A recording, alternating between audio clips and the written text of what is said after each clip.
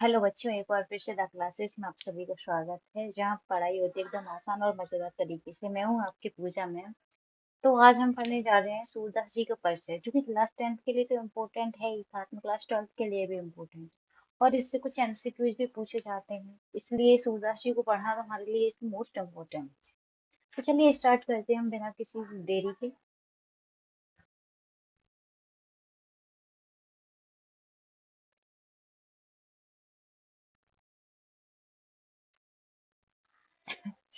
तो ये है सूरदास जी का परिचय।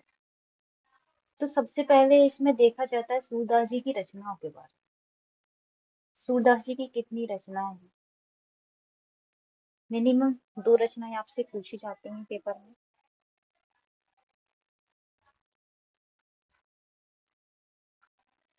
परिचय। तो सबसे पहले तो रचनाएं पूछी जाती हैं सूरदास जी के बारे में, और वो भी कितनी? दो रचना। तो हम यहाँ पे पहले करेंगे रचनाएं। तो हम यहाँ तीन रचनाएं करें। सूरदास जी की कितनी रचनाएं हैं? तीन करें। शूर सागर, शूर शारावली,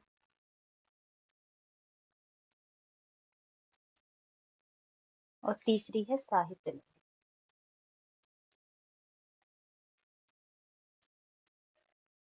हम जो चैप्टर पढ़ रहे हैं वो हमारा सूर सागर से लिया है। ये जो पद है हमारा वो इससे लिया है, शूर सागर से।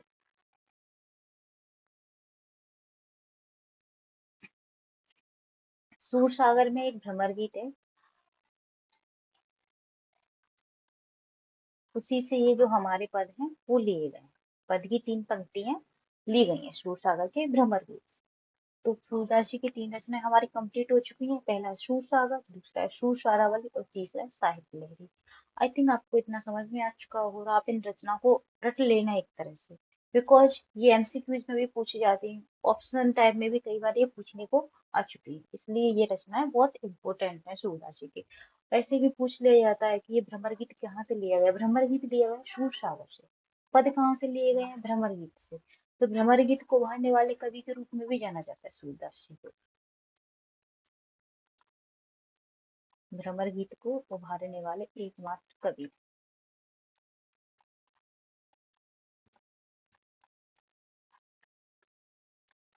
भ्रमर गीत को उभारने वाले एकमात्र कवि कौन है? वो है सूरदास जी। अब देखते हैं कि काव्यगत विशेषता है। काव्यगत विशेषता में हमारे दो पॉइंट है, पहला है भाव पक्ष, दूसरा है कला पक्ष।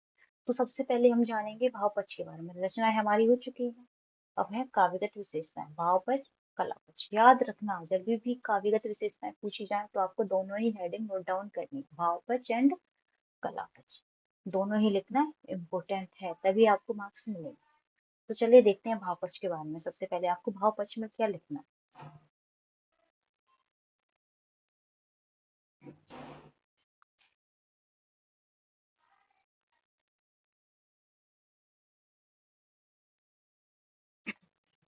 हेडिंग डालते हैं हम भाव पक्ष। इनके भाव किस प्रकार के हैं, उनकी भक्ति किस प्रकार की है। भाव पक्ष में लिखेंगे सूरदास जी की भक्ति कृष्ण भक्ति। तो सूरदास जी की भक्ति कैसी? कृष्ण भक्ति। सूरदास जी की भक्ति कौन सी है? कृष्ण भक्ति। इन्होंने सखा भाव को रखा है, सखा भाव को अपनाया। सखा मीन्स मित्र भाव। इनके काव्यों में देखने को या इनकी रचनाओं में देखने को मिलता है। क्या मिलता है? मित्र भाव देखने को मिलता है। क्योंकि कृष्ण है, कृष्ण से कृष्ण गोपियों के मित्र थे। सीधी सी बात है, सखा भाव मित्र भाव एक ही होता है। तो मित्र भाव इनकी रचनाओं में देखने को मिलता है। इन्होंने सगुण भक्ति को अपनाया, सगुण भक्ति साका।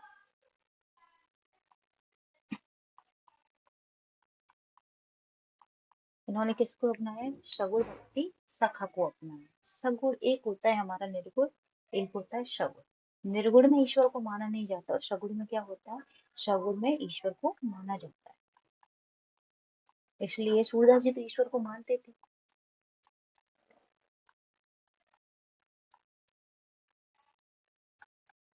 ईश्वर को माना जाता है। अगला पॉइंट है, इन्होंने सगुण को माना है। अगला पॉइंट है, इन्होंने कृष्ण के ऊपर, कृष्ण भक्ति है, सीधी सी बात है, कृष्ण के ऊपर लिखा है, कृष्ण से जुड़ी हुई रचना की रचनाएं हैं, उनमें कृष्ण का जिक्र देखने को मिलता है। जैसे इन्होंने कृष्ण की बाल लीलाओं का वर्णन किया,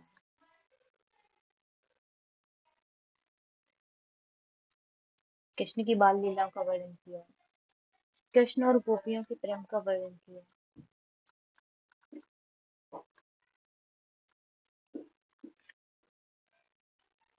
कृष्ण और गोपियों के विरह का वर्णन किया,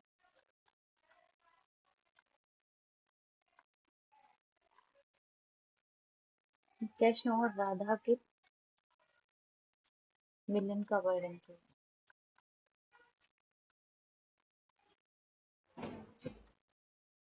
तो ये सब क्या है, इनके काव्यों में देखने को हमें मिलता है। भाव पक्ष में हमें यही सारे पॉइंट्स बनाकर लिखने हैं। अगला पॉइंट अपन लिख सकते हैं इसमें, रसों से जुड़ा हुआ रस, रसों का अत्यधिक प्रयोग।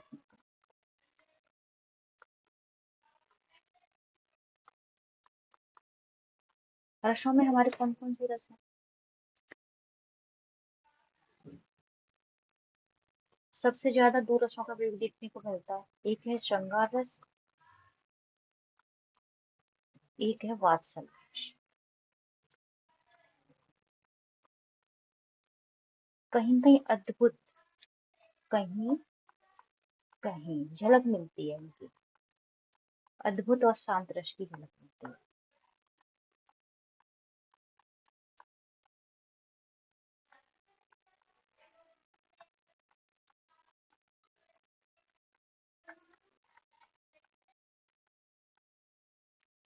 रसों में सबसे ज्यादा किसका प्रयोग किया इन्होंने? सबसे ज्यादा वात्सल्य और श्रृंगार का प्रयोग किया। किसका किया है? वात्सल्य और श्रृंगार रस का प्रयोग किया। देखो कैसे किया है इन्होंने, श्रृंगार रस के भी,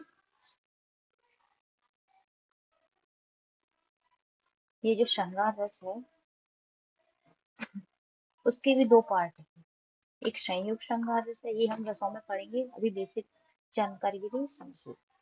और एक है वियोग। संयोग में क्या होता है, नायक और नायिका के मिलन का वर्णन होता है, प्रेमी जोड़ों के मिलन का वर्णन होता है। और वियोग में क्या होता है, नायक और नायिका के बिछड़ने का वर्णन होता है, जो प्रेमी लोग हैं उनके बिछड़ने का वर्णन वियोग श्रृंगार रस में किया होता है। तो यही है संयोग, संयोग के भी, सॉरी, श्रृंगार रस में भी संयोग रस का प्रयोग नहीं मिलता है, बल्कि हमें वियोग रस का प्रयोग देखने को मिलता है, क्योंकि इसमें कृष्ण, राधा, कृष्ण से राधा, गोपियों और ब्रजवासियों के बिछड़ने का वर्णन। किसका है? ब्रजवासियों के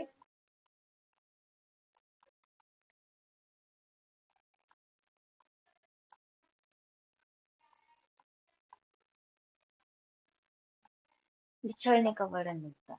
किसमें मिलता है? पद्म, सूरसागर, सॉरी, सूरदास जी की रचना। तो श्रृंगार रस के वियोग रस का प्रयोग अत्यधिक देखने को मिलता है। उसमें भी क्या है, कृष्ण का विछड़, कृष्ण किससे बिछड़ते हैं? राधा, गोपियों और ब्रजवासियों से। और वात्सल्य रस का प्रयोग कैसे मिलता है?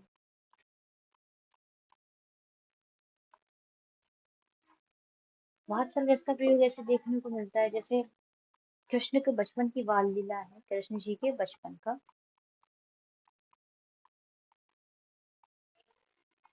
तो बचपन जो होता है वो वात्सल रस में ही जिया जाता है। तो बचपन की जो प्रतिक्रियाएं होती हैं, जो बोलना होता है, वो सब किस में आता है? वात्सल रस में। तो कृष्ण के बचपन की, कृष्ण जी के बचपन की बाल लीलाओं का वर्णन हुआ है, तो बाल लीला सीधी सी बात है वात्सल रस में। तो ये सारा हमें लिखना है इसके भाव पक्ष में। किसमें लिखना है हमें? इसके भाव पक्ष में।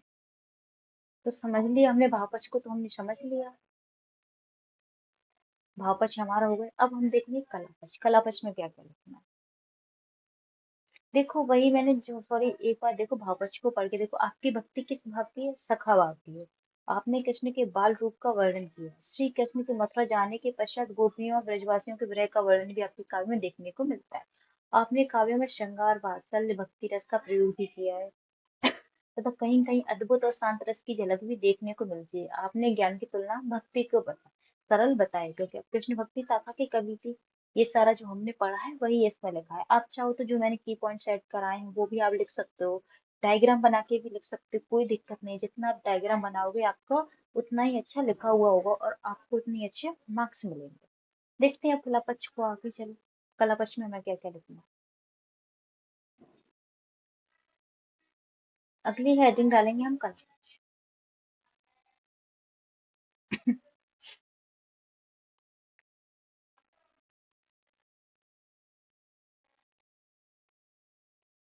कला पक्ष में हमें यह लिखना है कि इनकी भाषा किस प्रकार की है। सबसे पहले भाषा को लिखना, कोई भी हो सबसे पहले भाषा को लिखना। इनकी भाषा कौन सी है? ब्रज भाषा।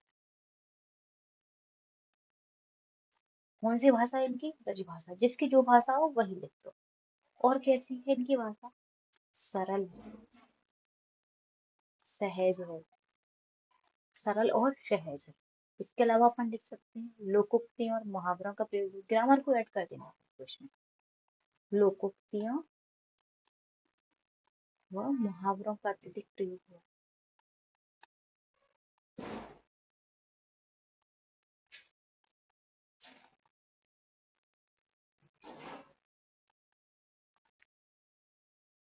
अगला पॉइंट क्या करना अपन के इसमें?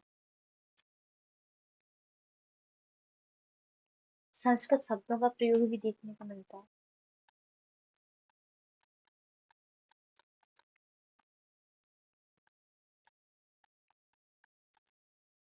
भाषा इनकी ब्रज भाषा है, सरल है, सहज है, लोकोक्तियों और मुहावरों का भी प्रयोग हुआ है, संस्कृत शब्दों का प्रयोग है। इसके अलावा इसके साथ भी लिख सकते हो संस्कृत शब्दों के प्रयोग से भाषा इनकी अत्यंत चटकीली हो गई है, मजेदार हो गई है, ये भी लिख सकते हो। इसके अलावा इनके प्रयोग से भाषा इनकी कैसी हो गई है? चटकी।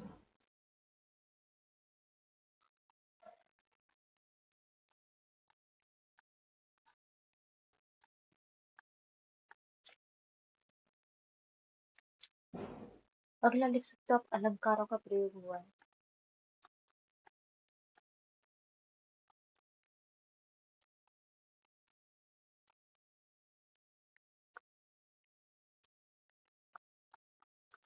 अलंकारों में भी कौन कौन से रस है, वो सॉरी कौन कौन से अलंकार हैं? उपमेय और उपमान का, उपमेय, उपमान, रूपक, उत्प्रेक्षा,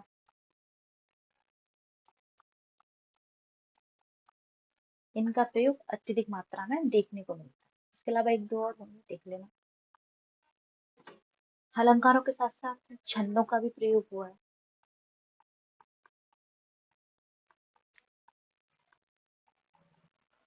छंदों में कौन कौन से सबसे अधिक हैं? दोहा और चौपाई।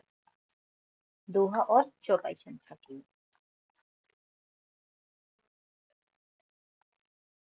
इनकी शैली कैसी है?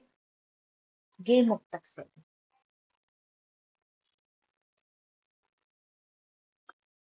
गे मुक्तक शैली के कारण क्या होता है, इनकी काव्यों में गीता आ गई है। गीता मतलब देखो समझते हैं,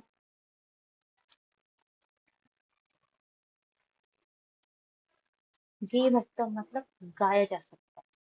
इनके काव्यों क्या कर सकते हैं? गाया जा सकता है, गीतों की तरह।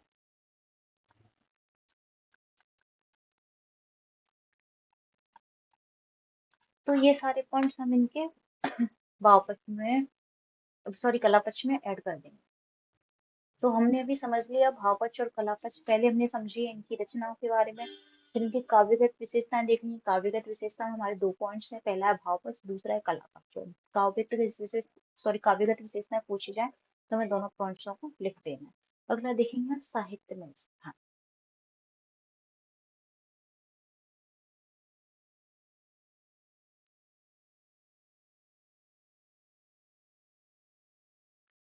अगला पॉइंट है हमारा साहित्य में स्थान।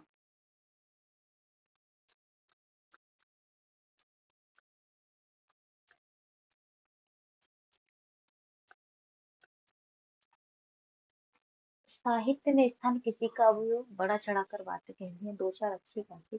पहला तो देखो सूरदास। सूदा से हमारा क्या बन रहा है? सूर्य। सूर्य से हमारा क्या बन रहा है? सूर्य। तो सूरदास जी क्या कर रहा है? सूर्य की भांति किसमें चमक रहे हैं? आसमान में। कॉमन पॉइंट है, किसी में भी कर सकते हो।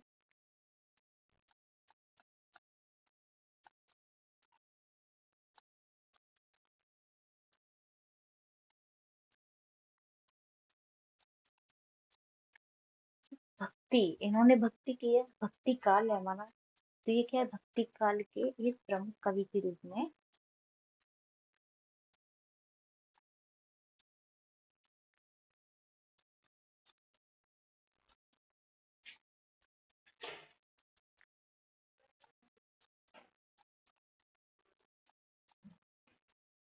सूर्य राशि क्या है? सूर्य की भांति आसमान में चमक रहे हैं, भक्ति काल के कवि हैं। भक्ति प्रिय माने तो भक्ति काल के एक प्रमुख कवि के रूप में भी जाना जाता है।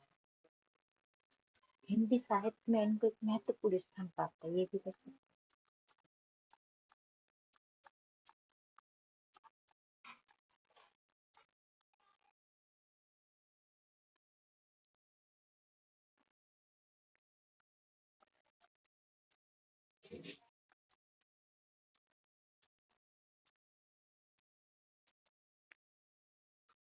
अगला पॉइंट है श्रृंगार और वात्सल्य रस का अत्यधिक प्रयोग किया उन्होंने।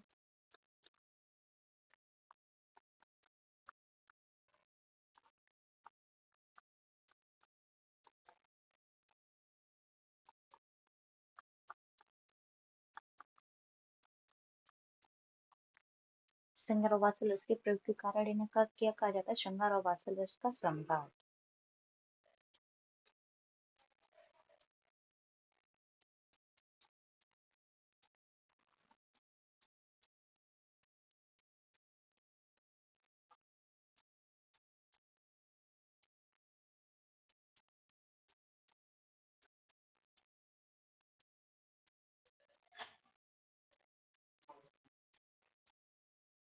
तो सूरदास जी के साहित्य में स्थान में हमारे इतने पॉइंट काफी हैं, हम इतना लिख देंगे, हमारा एक अच्छा खासा पैराग्राफ बन के तैयार हो जाए। देखो एक बार साहित्य में स्थान को और पढ़ लेते हैं। महाकवि सूरदास जी का साहित्य भक्ति काल के महान कवि के रूप में जाना जाता है। इनका योगदान हिंदी साहित्य में अत्यधिक महत्वपूर्ण है। उनका साहित्य भक्ति साहित्य की धारा में एक मील का पत्थर है। सूरदास जी का साहित्य विशेष रूप से कृष्ण भक्ति पर आधारित है, जो विरासत के रूप में प्रस्तुत हुआ है। और उन्होंने भक्ति काव्य का एक नया रूप और दिशा दी, भक्ति काव्य को एक नया रूप और दिशा दी है। वे आज भी आसमान में सूर्य के भांति चमक रहे हैं। सूरदास जी भ्रमर गीत परंपरा को उभारने वाले एकमात्र कवि के रूप में जाने जाते हैं। इनको श्रृंगार और वात्सल्य रस का सम्राट भी कहा जाता है, क्योंकि उन्होंने इनका अत्यधिक प्रयोग किया है इसलिए। आई होप आपको ये वीडियो पसंद आया होगा। आशा करती हूँ आप लोगों को समझ में आ गया होगा सब कुछ।